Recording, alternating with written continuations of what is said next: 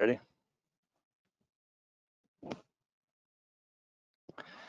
Hello, everyone.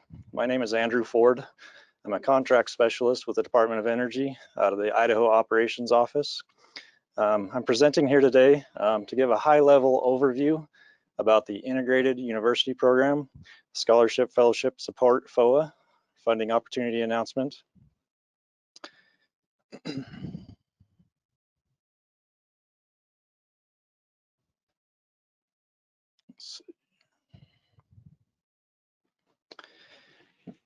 This funding opportunity will be released sometime this month, most likely towards the end of the month. We are anticipating having applications coming in around December 2nd. Anything in this presentation is subject to change, and please reference the FOA when it's released for the official documentation. This FOA will be open continuously through August 13th of 2030. So we anticipate a 10-year program in support of this scholarship fellowship activities. After the initial application due date, reviews will be conducted annually for applications received no later than March 31st. The Integrated University Program was authorized by Congress in Section 313 of the Omnibus Appropriations Act of 2009. IUP works to attract qualified nuclear science and engineering students to the nuclear energy professions by providing undergraduate level scholarships and graduate level fellowships. To date, the Department of Energy Office of Nuclear Energy has awarded more than $50 million in support of 310 fellowships and 538 scholarships to 73 schools in 31 states. Graduate fellowships can receive up to $161,000 in support over a 3-year time frame. Typically $52,000 per year, with an additional $5,000 provided to offset the cost of a 10-week minimum internship required of all fellows. The undergraduate scholarship program is up to $7,500 for 1 year in support of students. The scholarship recipients must reapply each year to be selected for any future scholarship awards. Up to $5 million is expected to be available to any given fiscal year for scholarships and fellowship awards. Funding availability is dependent upon new Department of Energy NE appropriations. This funding opportunity announcement serves as a support mechanism for annual IUP requests for applications to student applicants. It establishes cooperative agreements between institutions of higher education and DOE as an instrument to receive IUP funds to be administered to students. To date, Nuclear Energy has issued 87 cooperative agreements to institutions of higher education, all of which are set to expire. Many of these have already concluded. But basically, those that have an existing cooperative agreement will have to reapply under this FOA to be approved to this new program.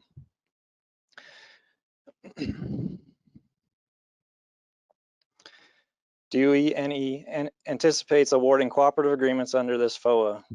Only one cooperative agreement award per U.S. institution of higher education is necessary. U.S. IHEs awarded under this FOA will be recognized for up to 13 years.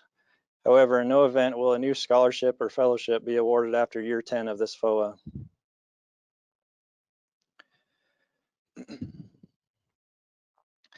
Funding will not be provided to the institutions of higher education when they're selected to be an approved institution, but the funding will come later on as the scholar or fellow are approved and accepted through a modification or amendment to the agreement.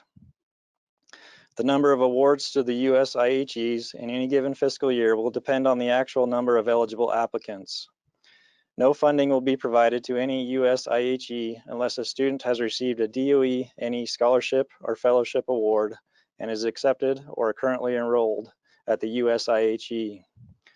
The selection of students to receive scholarships and fellowships through the program will occur annually via a separate DOE NE process. Eligibility for award is restricted to U.S. IHEs with 2 4-year and graduate programs of study in science and engineering disciplines related to nuclear energy. Minority institutions, such as historically Black colleges and universities and/or minority serving institutions, are encouraged to apply. U.S. IHEs with cooperative programs which share coursework between 2 or more U.S. IHEs to meet the above requirements are also encouraged to apply.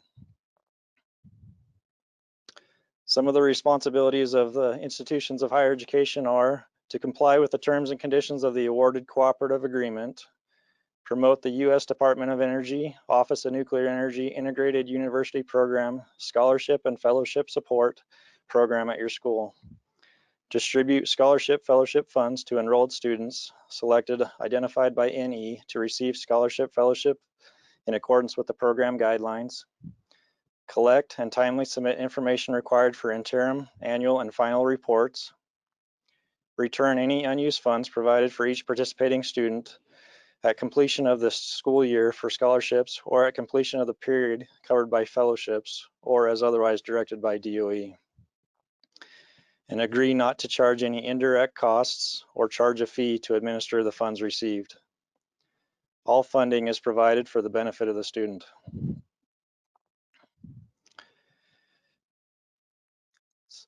The previous FOA for this program was administered, or we received applications through grants.gov.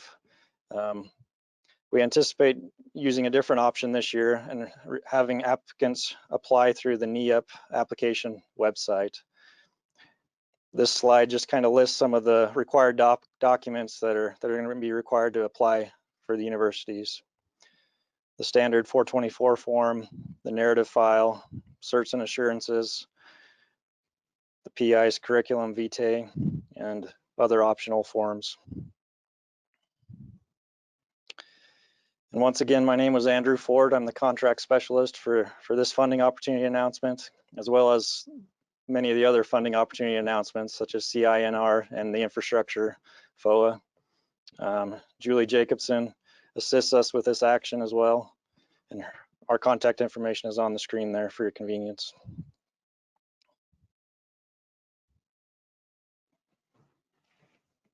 Are there any questions?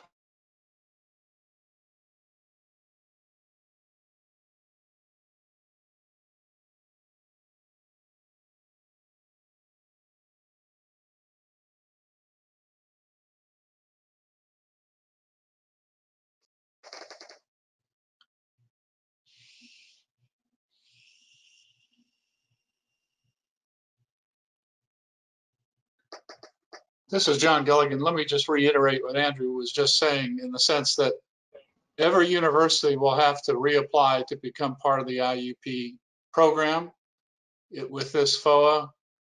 In other words, no matter how many fellowships or scholarships you've had in the past, you've got to reapply now. This is a once every 10-year kind of thing required by Congress. So you have to reapply no matter who you are, small or big, good or bad. You have to reapply. Someone is going to have to reapply from your university to be accepted into the IUP program through this mechanism. Otherwise, you won't get any scholarships or fellowships. Okay, our first question for Andrew. Is the fellowship supporting materials / recharge costs for the work of the student?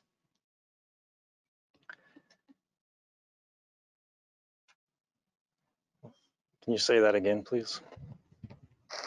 The question says, is the fellowship supporting materials / recharge costs for the work of the student? I guess I'm not sure I understand what it's. Okay. The fellowship is, well, of the 52,000 each year, it's broken down to receive.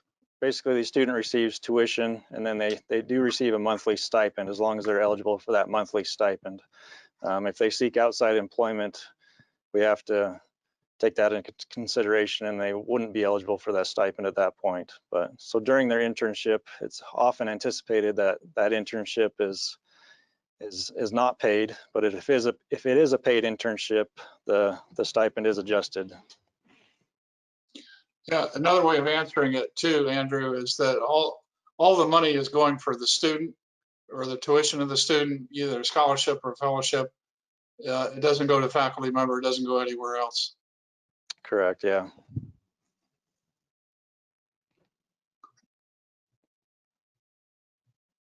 Okay. Next question. Do the students still submit separate applications for fellowships and scholarships? Do you want to take this one, Julie? Yeah, absolutely. This is just the overarching agreement we're talking about here for the university.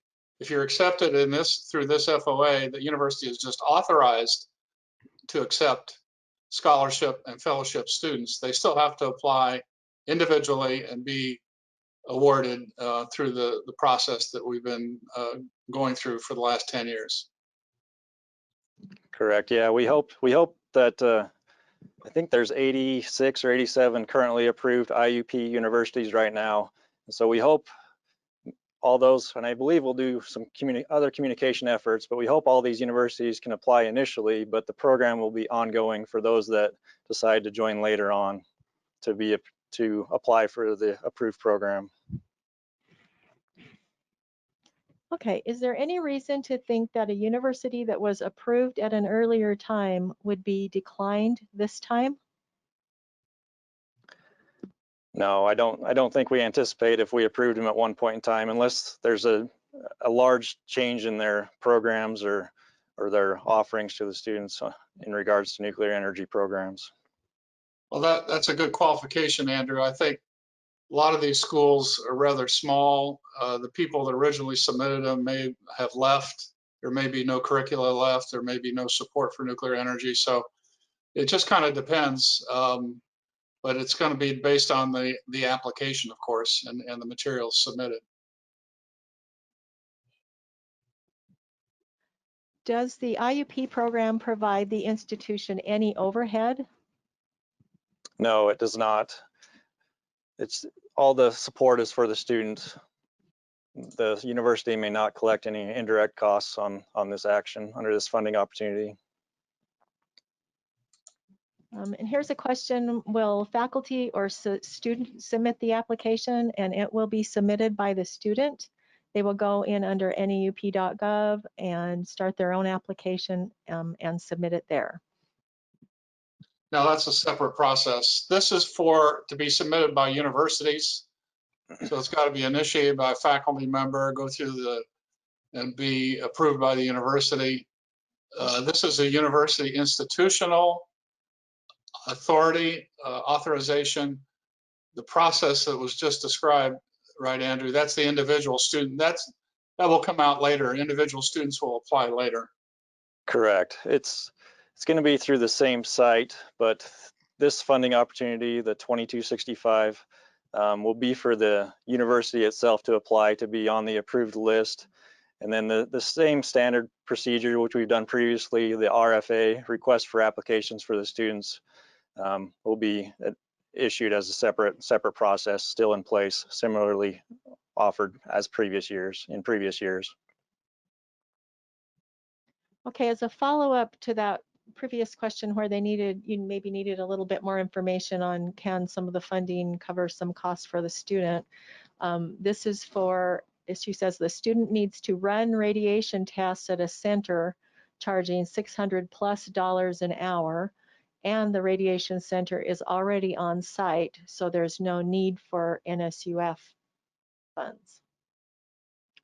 So say, can any of the funding that would go to the student cover that? Be for their work as part of their program. We may have to get back to you on that one. I think it's possible, but it would depend upon the individual situation. There is a limit on how much money is available for the general purposes of research or discretionary funds that students can have. So it just kind of depends on the individual situation and how much money might be left over to pay for stuff like that. If you're at an institution that has high tuition, my guess is you're not going to have much left over. If you're at a state institution, possibly, but it's going to depend upon the individual situation. Okay, and next question, is there a cap on the institution or the tuition being charged? There's a cap on the amount of funding that we offer through this fellowship program, yes. I don't have the specifics right in front of me at this time, but the funding opportunity announcement will detail out all the categories and restrictions of each category, the stipend, the tuition allowance, and so forth, and what it can be used for on those other categories. Yeah, just to give you an example, it's $52,000 a year, I believe, that is awarded to the students. That's not, that comes through the RFA. That will all be detailed there, but the student has to receive the stipend, I believe, is $37,000 now. So a good chunk of that is the stipend that goes to the student, and the tuition and everything else has to come out of the rest of it.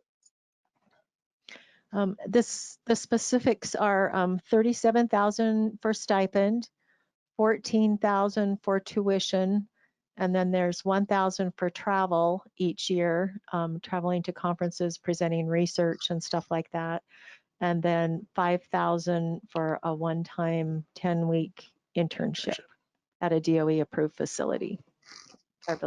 Thank you. Right. So I think the answer also is if your institution doesn't use all that $14,000 for tuition, some of that could be used for other research or academic expenses. Okay, will the student be allowed to accept other fellowships if given an IUP fellowship? No.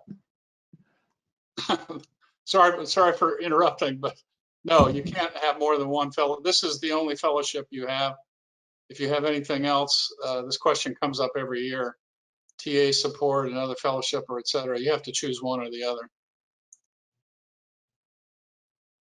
And if Jenna's on the line, she from DOE, she would also be able to comment on that.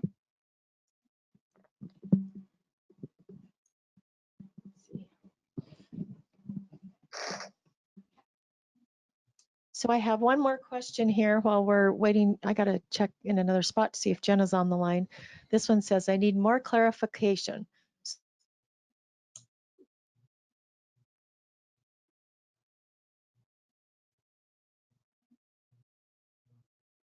More clarification on what?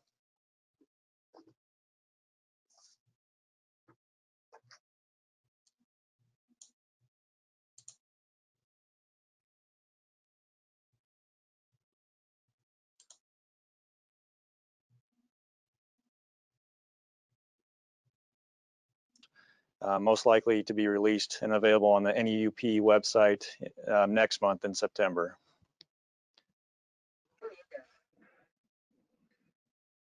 Okay, I see Jenna's here with us now. Jenna, do you, I've unmuted your microphone if you wanted to go ahead and speak. I'm here. Can you hear me? Yes, we can hear you. Okay. I don't have anything to add. I think you've answered all the questions, but I'm here. If any other questions come up, I can chime in. Thank you. Thank you.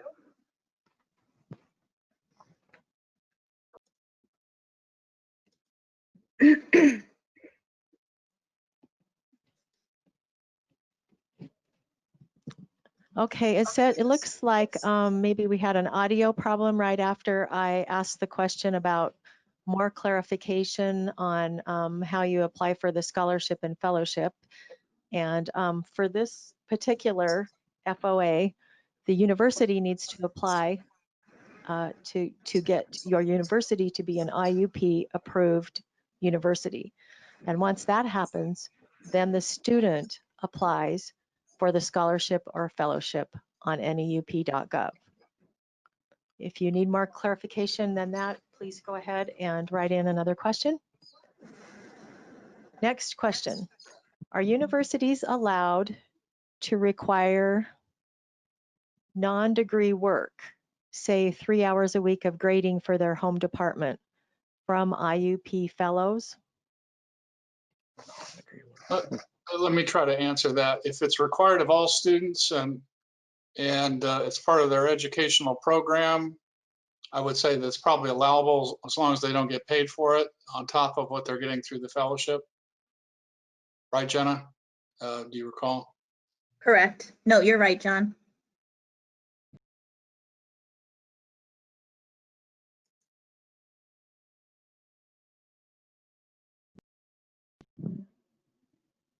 Let's see. Okay, someone says they can see the exact procedure for applying on the NEP website, so they will talk to their department.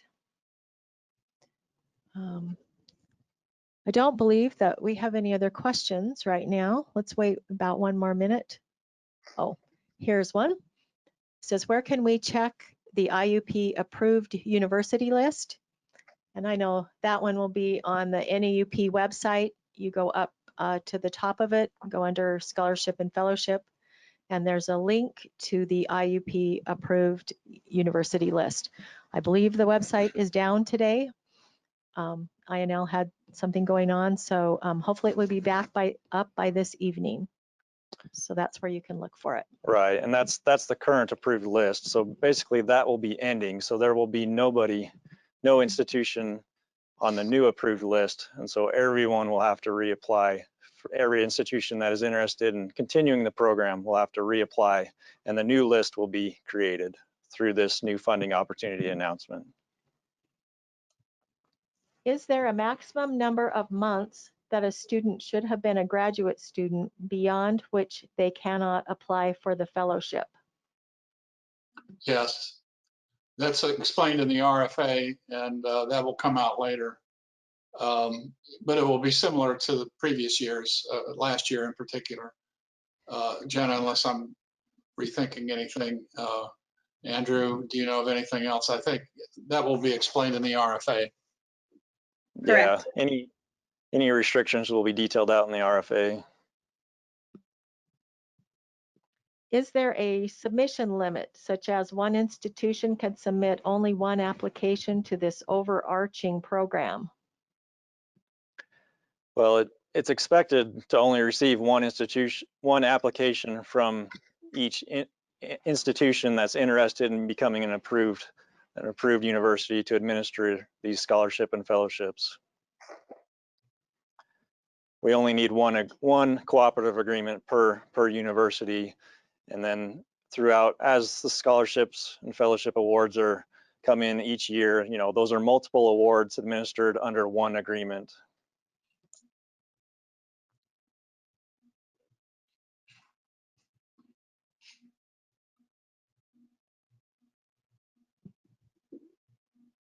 Okay, it looks like that's all the questions we have today for this FOA. So we will resume at 2 p.m. Eastern Time with RC1. Thanks everybody for joining. Thank you. Thank you. Thank you, Andrew.